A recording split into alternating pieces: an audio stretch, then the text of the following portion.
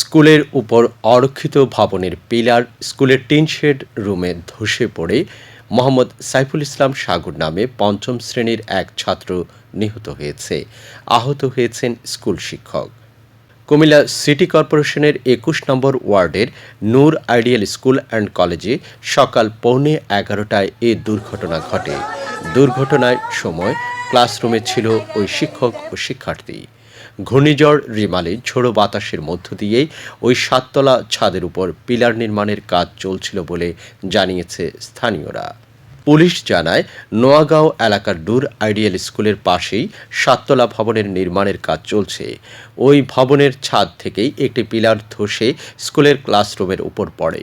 স্কুলটির টিন ছেদ করে ওই পিলারটি সাগরের মাথায় আঘাত করলে সে গুরুতর আহত হয়।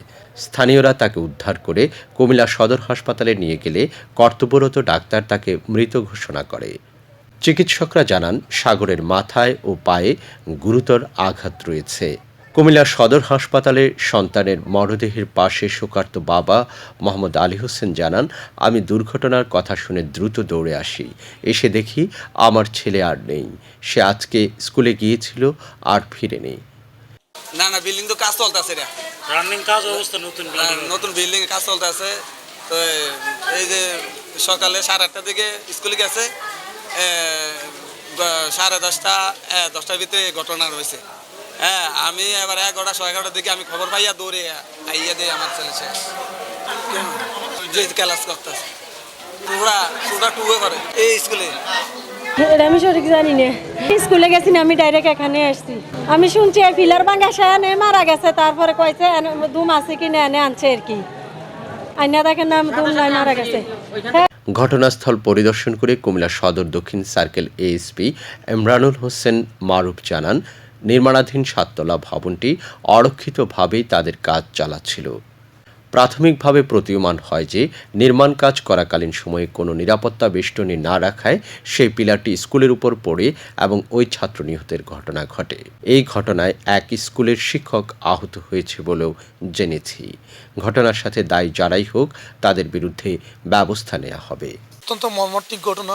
আমরা যখন জানতে পারি যে এখানে সাততলা থেকে লিঙ্কটার পরে আমাদের এখানে ক্লাস চলছিল স্কুলে, পঞ্চম শ্রেণীর ছাত্র সাগর, তাকে পরে মেডিকেলে নিয়ে গেলে সে নিহত হয় এবং একজন স্কুল শিক্ষক উনিও আহত হন।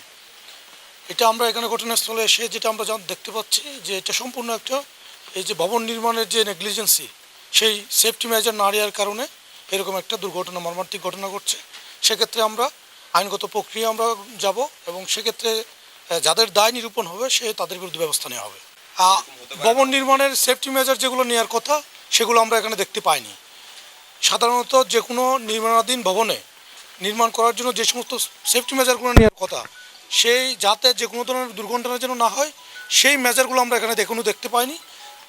সুতরাং এটা আমরা প্রাথমিকভাবে এটা আমাদের কাছে প্রতীয়মান হয়েছে যে এটা ভবন নির্মাণের যে সেফটি মেজারগুলো নেওয়ার কথা সেগুলো না নেওয়ার ফলে এই দুর্ঘটনা ঘটেছে।